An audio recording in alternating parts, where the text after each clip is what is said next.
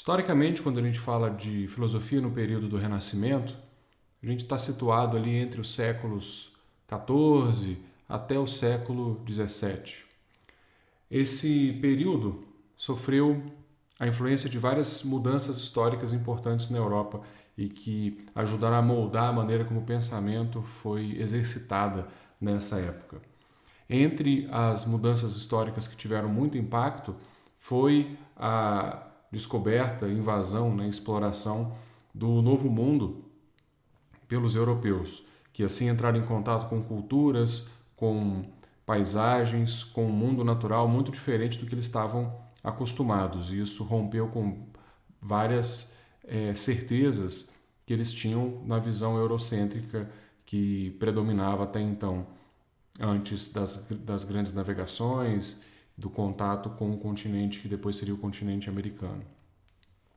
Outra mudança histórica que foi bastante importante também para o período foi a formação das monarquias nacionais e do Estado moderno. Até então não havia essa noção de países mais unificados, com uma legislação, com cultura e idioma próprios. Várias nações que hoje a gente entende, por exemplo, como um país só, tipo a Itália, viviam em guerra, as próprias cidades italianas viviam em guerra umas com as outras. Então essa unificação do Estado é o que começa a acontecer com mais força, e isso dá poderio econômico, poderio bélico, que essas nações não tinham experimentado antes. Do ponto de vista cultural, uma mudança bastante importante foram as reformas protestantes e a desagregação da cristandade. Até o final da Idade Média, a Igreja Católica detinha um monopólio muito forte daquilo que se pensava, daquilo que se acreditava, e todo o pensamento europeu era orientado por essa visão cristã da Igreja Católica. E aí, com a Reforma Protestante e outras dissidências que aconteceram depois, essa visão única de mundo ela se fragmenta. Então existem várias maneiras diferentes de ser cristão e não só aquela que era defendida e praticada pelos católicos. A Revolução Comercial também foi uma mudança importante. O sistema capitalista começa a se desenvolver, começa a suplantar o sistema feudal, e com isso também uma classe social que tinha uma importância menor na Idade Média, que era a burguesia, ascende, passa a ter mais influência, e sua maneira de enxergar o mundo também passa a ter mais importância. E uma mudança que nos interessa com mais detalhe foi justamente o renascimento cultural, as novas ciências como a física e a astronomia que estavam se desenvolvendo e surgindo nesse período histórico. Especificamente sobre a ascensão dessa nova classe burguesa que acontece durante esse período e vai culminar com o seu domínio no sistema capitalista, existem alguns elementos que são importantes para o pensamento filosófico que também está se desenvolvendo nesse período. Um deles tem a ver com a colocação do ser humano como centro das reflexões, centro das decisões, centro da visão de mundo. Então, o antropocentrismo ocupa cada vez mais o lugar que antes era do teocentrismo. Deus e a religião não estão mais no centro do pensamento e da cultura. Então, o humanismo passa a se desenvolver cada vez mais. Com isso, passa a predominar uma visão de que o que vai explicar a realidade, o que vai fazer com que o ser humano compreenda melhor o mundo à sua volta, são operações racionais e não mais a fé, a verdade revelada pela Bíblia. Então, o racionalismo e a ciência experimental crescem em importância cada vez mais nesse período. Outra coisa também que marca a mentalidade burguesa que está surgindo são as noções de individualismo e nacionalismo que acompanham a formação do Estado moderno. Então, no lugar de uma perspectiva coletivista, a grande comunidade fraterna cristã, de que todos fazem parte, você começa a ter nações com crenças diferentes, com sistemas políticos, com as suas diferenças, e as pessoas passam a se identificar cada vez mais com a sua identidade como nação, né? Nossa identidade de nação, de país. Essa bandeira, por exemplo, acho que a primeira bandeira da Espanha após a unificação do seu território lá no século XV. Então, historicamente, se a gente for pensar, é uma unificação recente que acontece na Espanha, e isso você passa a ter uma visão de identidade nacional e de individualidade que antes não existia. E o aspecto cultural que nos interessa mais, que é o renascimento cultural, ele é marcado ele aconteceu ali entre séculos XV e século XVI, principalmente, o movimento artístico e científico, e que lançou as raízes e as sementes para o desenvolvimento da racionalidade, da ciência e da filosofia, que vai acontecer, esse desenvolvimento vai acontecer a partir do século XVII, com abordagens bem diferentes do que já estava sendo feito pela filosofia e pelo conhecimento na Idade Média. Uma das principais inspirações para o movimento renascentista foi a cultura greco-romana, então o Renascimento um pouco por isso também, né? Buscar na antiguidade referências e soluções que haviam sido obscurecidas ou esquecidas ou mesmo distorcidas e deixadas de lado durante o período medieval. Um estímulo muito grande à investigação, ao exame do mundo, à observação e à pesquisa. Então, se o desejo é compreender como a realidade funciona, esse movimento ele propõe que se investigue o mundo que se pretende conhecer, diferente da abordagem medieval, que era conhecer por meio das escrituras, dos textos, da autoridade da igreja e não em relação direta com o mundo. É um questionamento daquele espírito mais contemplativo e submisso às verdades da fé que predominava durante a Idade Média. Além disso, o Renascimento também traz a ideia de que o conhecimento ele pode nos permitir controlar, prever, compreender a natureza a ponto do ser humano poder atuar diretamente na natureza e fazer com que elementos do mundo natural sirvam melhor aos propósitos humanos, ou seja, o ser humano no centro, o que seria impensável no período medieval, em que qualquer pretensão de modificação, de intervenção no mundo natural soa como um desrespeito à obra de Deus. Esse movimento ele não se deu de forma tranquila e pacífica, houve muita resistência, porque essas novas propostas elas também representavam novas visões, novos posicionamentos políticos, inclusive. E então, aquelas instituições que se beneficiavam da visão de mundo medieval estavam sendo colocadas à prova e estavam tendo seu poder colocado em risco por essas novas maneiras de se pensar a realidade. Então havia também um interesse político de manutenção de autoridade, de poder, em resistir a essas visões diferentes de mundo que estavam surgindo. Então os pioneiros da filosofia, os pioneiros da ciência moderna foram perseguidos pelas instituições da época, o Tribunal da Santa Inquisição da Igreja perseguiu vários. Um exemplo que está aí ilustrado na tela é do Giordano Bruno, que foi um pensador italiano, um monge, que viveu no século XVI. Ele foi condenado à morte, foi torturado, ficou preso por muitos anos, porque ele contestava, entre outras coisas, o fato de que a Terra era o centro imóvel do universo, que era uma visão defendida pela Igreja Católica na Idade Média. Ele defendia e apresentou a teoria heliocêntrica do Copérnico, defendeu que o universo era infinito, então várias ideias que eram contra a postura oficial da Igreja. Ele acabou sendo condenado à morte e morreu na fogueira. Esse geocentrismo que a Igreja defendia, ele era baseado principalmente nas ideias do Ptolomeu, na física do Aristóteles e em algumas interpretações que eram feitas da Bíblia. Então, essas pessoas que traziam novas ideias estavam, no fundo, questionando a visão de mundo da Igreja. E questionar a visão de mundo da Igreja é questionar a Igreja, a autoridade da Igreja. Isso não se deu de uma forma tranquila, principalmente no início. Para fazer uma comparação mais pontual entre as concepções tradicionais da Idade Média e tal, e essas novas concepções que estão surgindo, existem alguns pontos que vale ressaltar. Então, a concepção tradicional ela entendia o universo e todo o espaço de uma maneira hierarquizada, ou seja, existem diferenças dependendo de onde você está.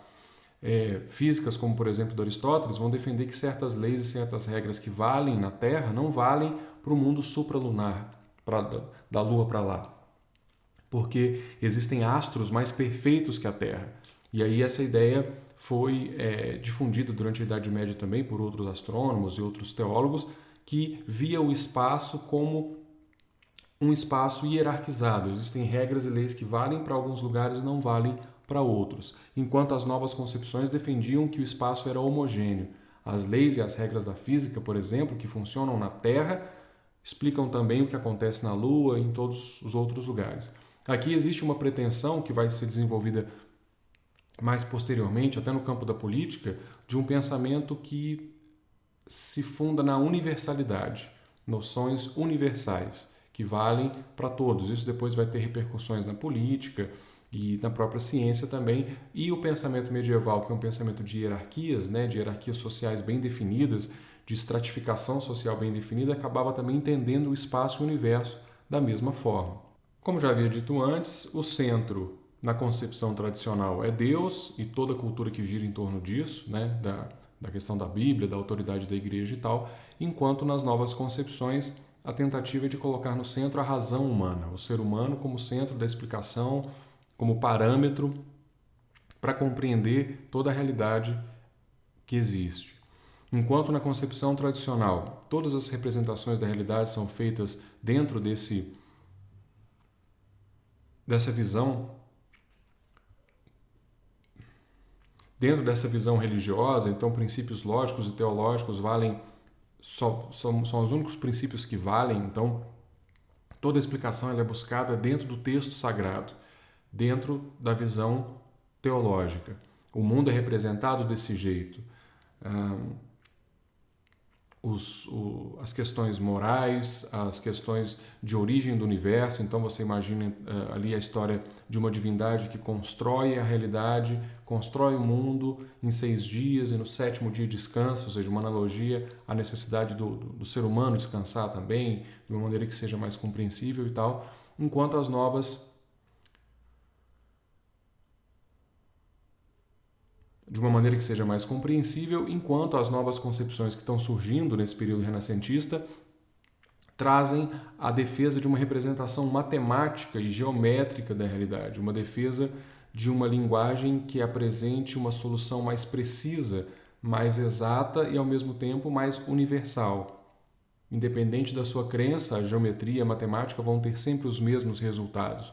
Então, não é mais uma pretensão de colocar soluções só para determinadas pessoas. Se você é cristão e você tem que ser cristão, isso serve para você, depende da sua crença. A ciência que está surgindo deseja que a crença tenha um papel menor. Então a matemática e a geometria elas surgem como linguagens que apresentam essa exatidão e essa universalidade que a ciência está buscando. Por fim, o pensamento tradicional, mais medieval, tem como base, como fundamento seguro para o conhecimento, para dizer que, olha, isso aqui é verdade porque a doutrina e a fé cristãs dão sustentação para essas noções. Então, o que vale, o que é certo, o que é correto é aquilo que está de acordo com as Escrituras, de acordo com o que a Igreja Católica define como correto. Enquanto as novas concepções buscam no método matemático um método seguro, universal e testável de compreensão da realidade e de modelo para o conhecimento e para o pensamento científico. Entre os vários pensadores que viveram nesse período e contribuíram de alguma forma para essa cultura renascentista, a gente pode destacar o Leonardo da Vinci, que é bastante conhecido e tem algumas das citações, algumas das falas dele são essas. Ele é muito conhecido por ter sido pintor, então ele pintou, por exemplo, a Mona Lisa, a Última Ceia, entre outros. E também foi um inventor muito produtivo. Ele inventou, por exemplo, paraquedas, tanque de guerra, o helicóptero, asa delta, vários desses inventos, inclusive, não havia nem tecnologia para construir na época. E foi um cientista e fez muitas investigações na área da anatomia, e várias investigações dessas em função da repressão que acontecia sobre essa nova maneira de pensar a realidade, né? Ele tinha que fazer várias dessas investigações de uma forma mais na miúda, mais escondido, para não ser descoberto, porque exumar corpos, fazer autópsia, etc., isso não era bem visto pela cultura do período. Outro pensador, outro cientista conhecido também é o Nicolau Copérnico, um dos principais, né, o principal autor da teoria heliocêntrica no período. Defendia que o movimento dos astros era uniforme e não variável, abriu toda uma perspectiva de investigação ao colocar a ideia de que o universo talvez fosse muito maior do que se pensava. A lei da queda dos corpos, que foi desenvolvida por Galileu Newton depois, surgiu em função do trabalho do Copérnico, e a principal base do pensamento dele era a matemática, porque ele tinha poucas ferramentas e poucos recursos de observação, observações astronômicas. Dentro da filosofia, a gente tem o Michel de Montaigne, que inaugurou um estilo de escrita, que era o ensaio pessoal. É uma forma mais humanizada de se escrever, então ele falava dele, falava das coisas que ele conhecia, dos hábitos que vigoravam no momento em que ele vivia, as opiniões das pessoas, os costumes, fofocas, hábitos de toalete, etc., das pessoas. Com isso, ele analisava as instituições, as opiniões, os costumes da sua época, questionava os dogmas e buscou investigar o ser humano, fazer uma investigação da natureza humana por meio dos seus hábitos e costumes. Foi um crítico da educação baseada só em livros e na memória e defendia um ensino mais voltado à experiência e à ação, que eram a fonte de se aprender a fazer. Se você quer aprender a fazer coisas na prática, você precisa praticar. O que não deixa de ser uma crítica à visão antiga e medieval de que você aprende qualquer coisa ou tudo, ou só as coisas importantes são aprendidas pela leitura e pela memória. Galileu, também um cientista conhecido do período, foi um dos fundadores da física moderna.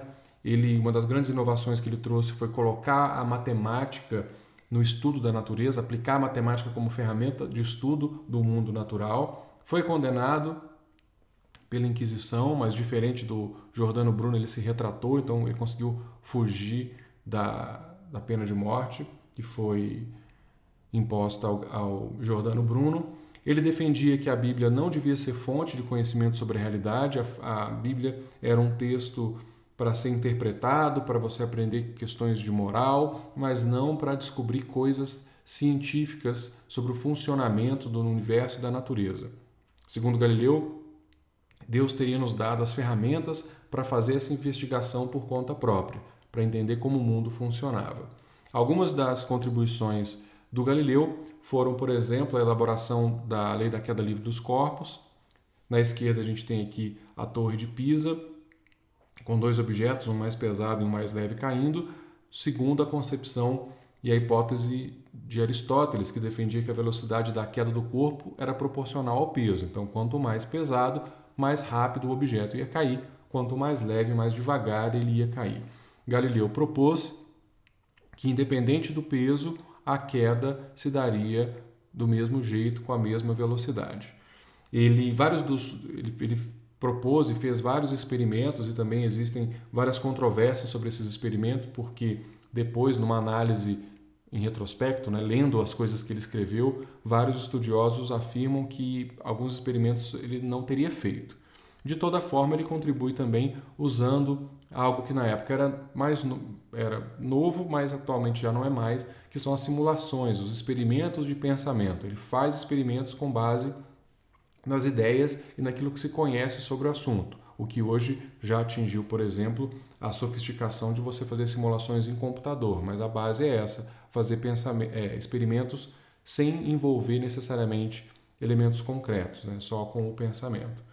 Além disso, ele construiu e aperfeiçoou o telescópio, apesar de não ter grandes conhecimentos em ótica, ele usou os conhecimentos de ótica que existiam na época dele para aperfeiçoar o telescópio e usar para observar os fenômenos naturais. Elaborar e criar ferramentas para fazer uma observação daquilo que se pretende entender, além da valorização do uso da matemática.